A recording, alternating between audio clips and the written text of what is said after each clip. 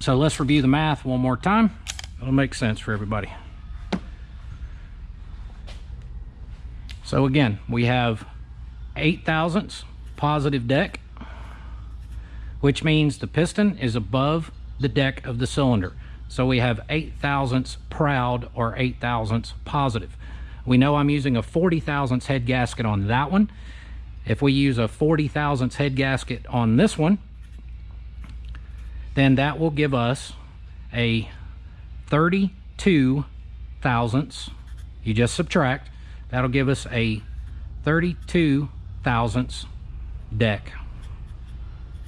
And we are perfect. All right, now putting the rings on the pistons can be a bit of a tricky deal. So you'll notice I've put sleeves over all the studs. The reason we're going to have to put the rings on after the pistons are on the connecting rod is because of the design of the piston. Now if you look here, you will see that the wrist pin actually goes into the oil ring rails. All right, so obviously the wrist pin has to be in place before we put the support rail in, and then of course the rings around it. So we're going to go ahead and put the pistons into the cylinder, but make sure you put something in here to protect the case. Let's take this back off and then start up with our assembly lube. Now some people will use grease. I highly recommend against using grease. I've even seen some old school builders using white lithium. For something like this, you do have oil port holes that are in there, and often the grease can act like a dam and prevent oil from getting in there until the thing gets really hot, and we don't want to do that. So I would recommend, highly recommend, just using really good assembly lube. I use Torco. It's nice, sticky, it hangs around. So that's my route there. And you'll notice this is going to fit a lot tighter just simply because of the lube. That's perfectly fine. That's the reason we check it dry. We have no question at that point that the clearance is correct.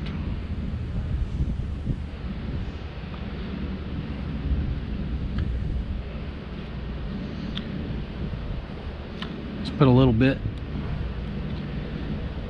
in our wrist pin bushing.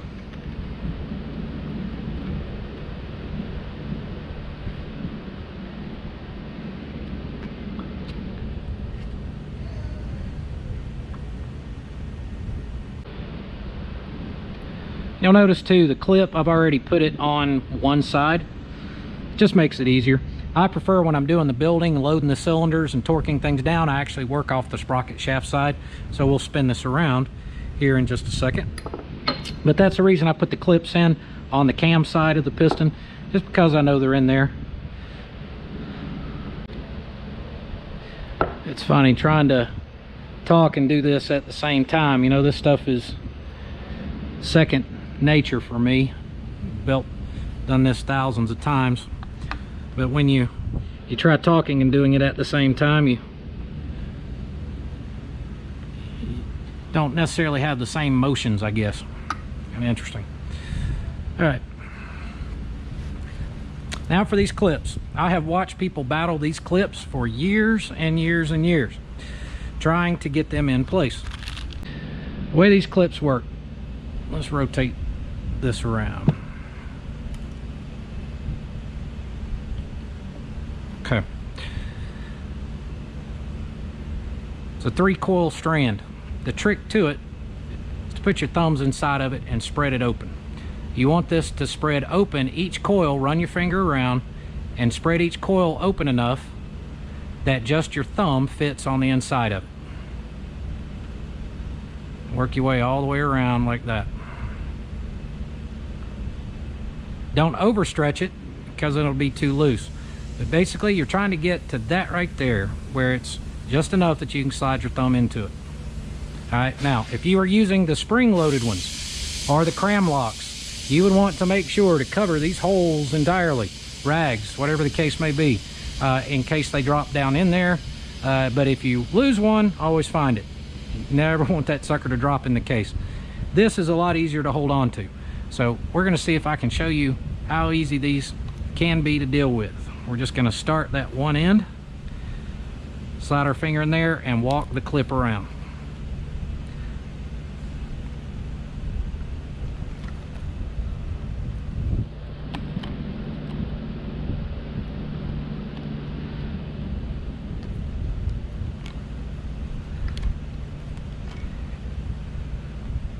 and you should hear it click.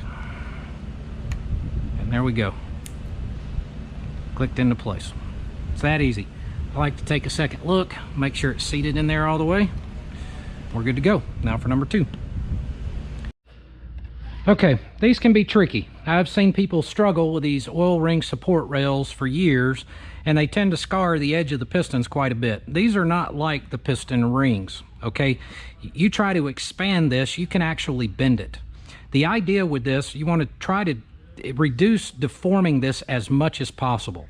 Stretching it open can actually, you know, if you use a piston ring installer, stretching it open can actually spread it out a little more. This is intended to sit just inside the oil ring groove, so this doesn't touch the cylinder wall. So I'm going to show you a neat little trick with how to put these on so you don't damage the piston. First thing we want to do, let's get the piston up to the top of the stroke so that we can have a good angle on it, just like this. Now you'll notice on one side of these rails there is always a dimple. Okay, that dimple needs to set inside here, all right, where the wrist pin hole is. If that dimple is in this area here, then it's going to make it too tight for your oil ring rails. So we want to make sure that this dimple is lined up with the wrist pin. Now we can take and just start this in the bottom groove, make sure the dimple is going to fall in the right place, and just let this roll around the piston. But what you want to do is, and it will fall right into that lowest groove, but you want to stop when you get right to the point of the edge of the rail. Now here's when people start trying to use their fingernail, and it's oily, it slips, and that's where you run the risk of scratching the edge of the piston. We don't want to do that. A real easy thing to do is grab yourself a feeler gauge with a brass feeler on it, somewhere 8 to 10 thousandths. It doesn't have to be very thick. Lay that in line with the rail, and then just slide the rail down the brass. When you get to the groove, just slide the feeler gauge out, drops right into place. You haven't scarred your piston. The other thing, take your fingernail and run all the way around the perimeter here and make sure that your dimple is still in that location and that the support rail is at the bottom of the groove all the way around. As you can see, we use Hastings rings on ours. This is your oil ring set. You have a corrugated ring, and then you have these. Now, our oil ring rails are 3 millimeters. That's a very heavy duty deal. We designed these pistons to actually be used even in nitrous or also in boosted applications. So these are extreme duty pistons. With that 3 millimeter oil rail, things are going to last a very, very long time. All right, so let's start with the oil ring, the corrugated ring. I do like to oil this up.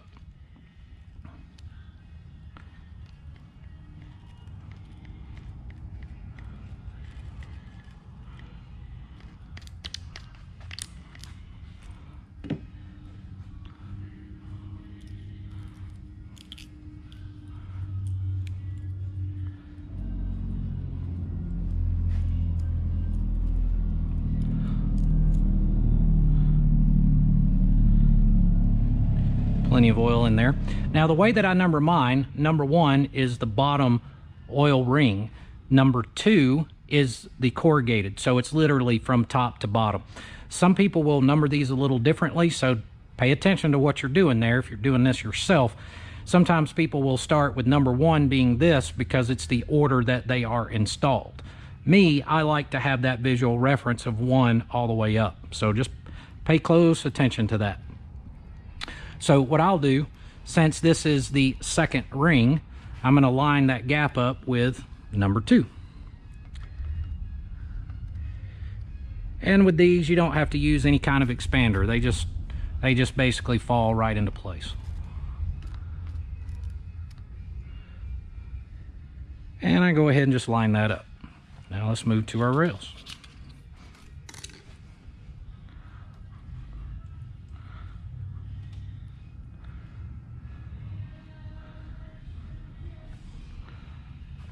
All right, since this is number 1, we're going to go over here to number 1. Now, I'll give you a little tip too. Since your gap to this one is right over here, I'm going to start and work in this direction just because it's easier to keep those 2 gaps together and in place.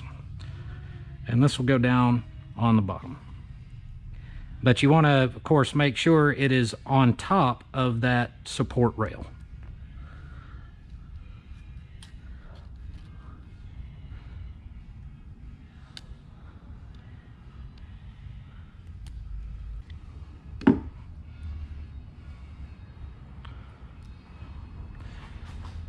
So we've got number 1, we've got number 2, now we'll move to number 3. And I'm also going to work in this direction again to keep that one right there from that gap on the corrugated ring from popping out.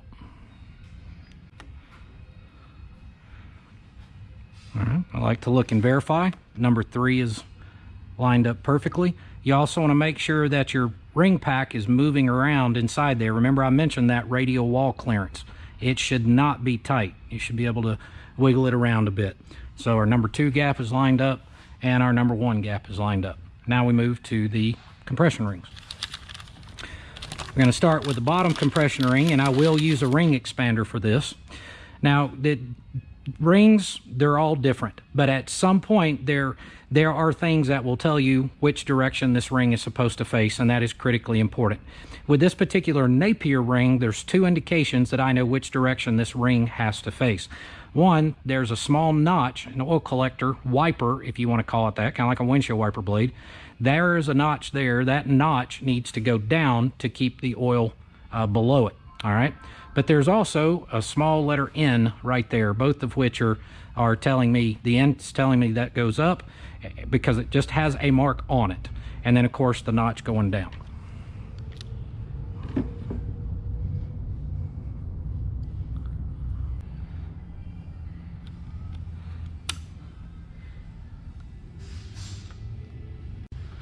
All right.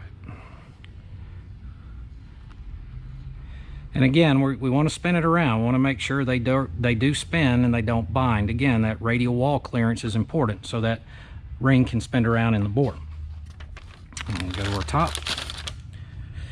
Now, the top ring is slightly different. This one has a bevel on the ID. That bevel is going to go up. Now, I want to explain real quick how piston rings work. If you want to see our other video, the reason the bevel is there is it's the combustion pressure on top of the piston that actually comes around the ring, hits that bevel, forces the ring out. That's what seals it. All right. Then it also has an N on it with no other markings or dimples. So the bevel's going up, the N is going up.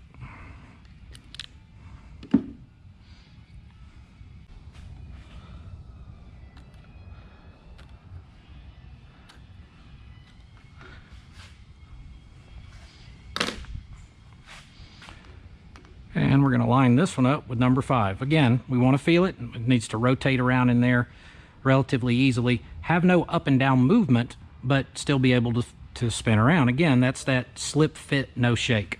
So we're going to verify our alignment. There's number 5. That's why I write it on the piston. There's number 4. There's number 3, our top oil ring rail. Number 2, which should be our corrugated rail, is perfect right there. And then number 1, our bottom oil ring rail is there. I want to squirt a little extra oil. I like to push the ring out on one side. Just work a little extra oil in there. It never hurts.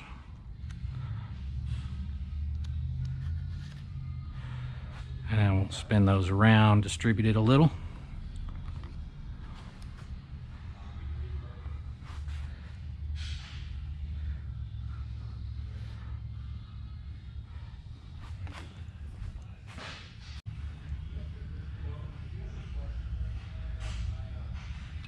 A nice film of oil.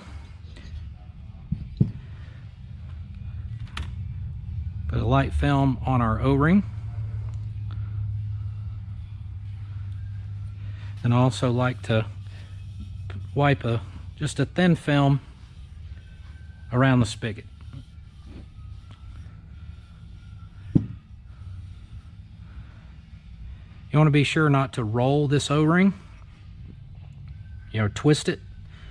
So once you get it on the cylinder, then you can just push it down.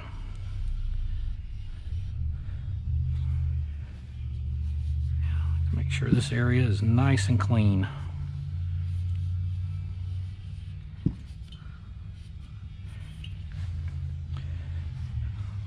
Then we have our O-ring for the cylinder dowel. Film of oil on that. I'll go ahead and install the one on the other side.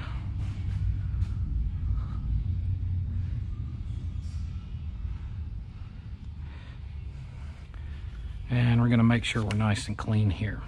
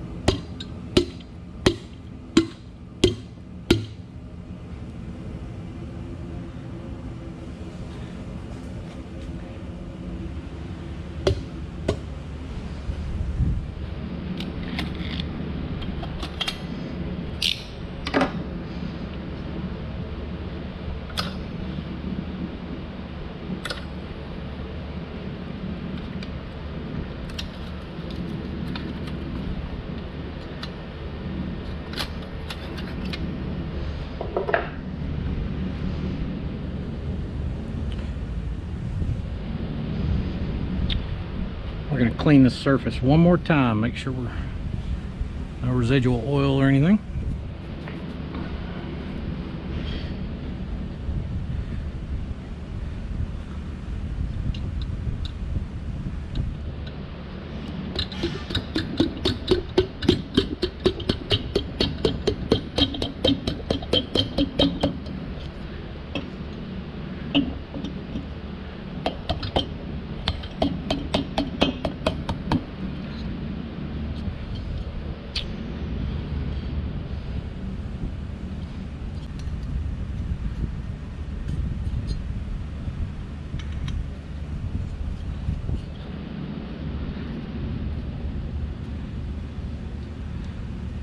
Lock that cylinder down.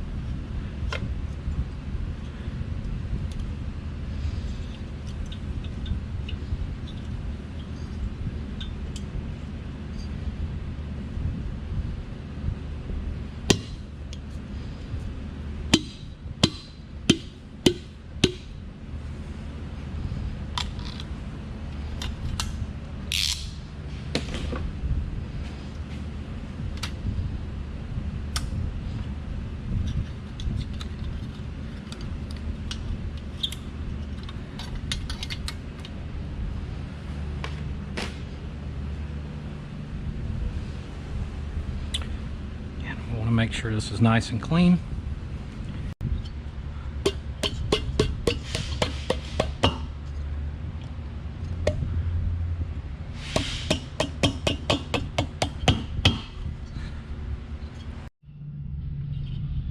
We have both cylinders seated. We've got them locked down. One thing we want to do is rotate that assembly, get a good feel for it, but we also want to look for any scratches inside the cylinder wall. We also want to look for a pattern, a very small line in the cylinder that's going to be left from the oil that was in the cylinder. And that's going to kind of give us an idea of where the ring still is placed. And if it's moved a lot, then we need to pull these back off and reinstall. But I'm also looking for, again, any scratches left on that cylinder wall. That could be an indication of a folded ring. So let's give it a whirl around here. And I don't see anything. You'll see a little bit, these little gray lines that are in here, are the abradable skirt coating that's on the piston. Don't let that bother you. It wipes right off with your finger, as you can see. That's supposed to be there, as well as that one over there. And as I look around, I don't see anything, and I see one little line right here, which would be the gap where from the ring from number 5, and I can see that little line right there again where that gap is. And everything looks perfect. Let's give it another spin through. Now, another thing I want you to notice too, remember we had talked about that abradable coating, and you notice there's 0 piston rock on the piston. Absolutely, absolutely perfect. That's what we're after. And on the rear, we're good. I always like to take this oil that came up. We'll give it one more good wipe in here. Now, one thing I like to do, just to avoid the opportunity for any kind of hydrolocking or anything like that from too much oil. You know, we put a lot of oil in that cylinder, and we move the ring. That's what I'm wiping off now. We're going to see, you know, you can see how much oil came up for that cylinder. I want to rotate it around one time to remove that oil, so that it doesn't, the first time we turn this thing over, that pile of oil right there doesn't hammer the head and have to squeeze it out. So we're just going to give it a couple of revolutions. There we go. Add a little bit right there. I'm just going to wipe that off. A little bit right there. We'll wipe that off. And I'm just going to wipe around the squish band of the piston. Go ahead and drop the piston down a little bit. Again, can't stress it enough. Get this area perfectly clean. Now, one thing, when you've machined the top of the cylinder and you've machined the heads, you'll notice these MLS head gaskets have this small rivet. You always want to look and make sure that that rivet isn't hitting the fin and then the fin of the head on the underside. It really just depends on how much material you've removed. Slide the heads on, and you'll see, like I said, our members got to see us doing the heads and polishing the chamber here. They also got to see decking the head and how we set spring pressures and all of that type of stuff. This one also has manual compression releases, since these are not auto compression release heads. And that's what we did there. There's a look in the intake port, look in the exhaust port, and here we go.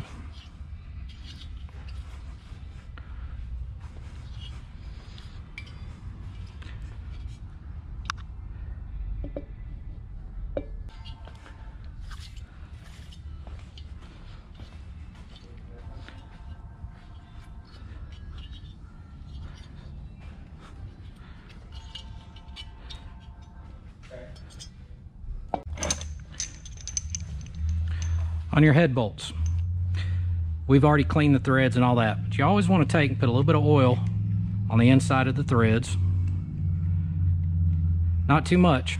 You know, you don't want it piled up in there, because when you go to torque it down, the oil can be forced to the top and actually blow the top of it out and get an improper torque. The idea is just to put a light lubrication on it, and then also a little squirt of oil on the shoulder of the bolts as well.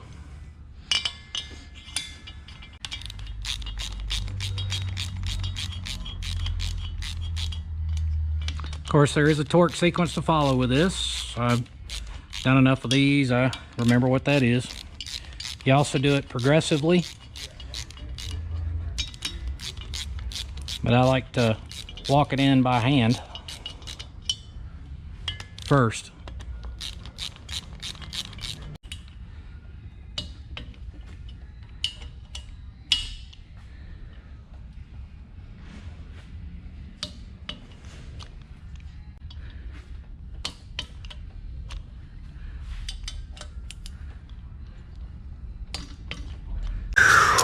All right. Sweet tea. All right, guys, here we go. We get the pen out. That might help. We're making progress. Heads are done. We're gonna call it for this one. It's probably getting long enough as it is anyway. And tomorrow we'll be doing the rocker boxes, rocker arms. We'll be doing push rod adjustments. We'll go through on how to do that. And then that'll put us into moving this into its home, back into that 07 Ultra Classic. Then we still have the clutch and the primary and the front end and the shocks and a bunch of other things to do, the charging system, and of course the tuning at the end. And when we're done and Dorothy and Daryl come and test ride this Skunkworks beast, then of course we'll do an interview with them and let them tell you what they think about the bike after we're done. So guys, thanks again for watching another installment. Be sure to check out the description below for the video. I'm going to put up another link to our Teespring store. If you guys want to order some shirts, help out the charity, that'd be great. I'm also going to put a link in the description for a discount code from the folks at the Coldest Water Bottles. I actually like this, and yes, my sweet tea is still cold. So check all that stuff out, guys. Thanks a million for watching. If you're interested in being a member of the channel and seeing how we did these heads, you can join the channel too. There'll be a link to be a membership as well. And guys, thanks a million for watching. We appreciate it very much. Make sure to take care of yourselves and each other and stay warm. Man, it's cold. Y'all have a good one.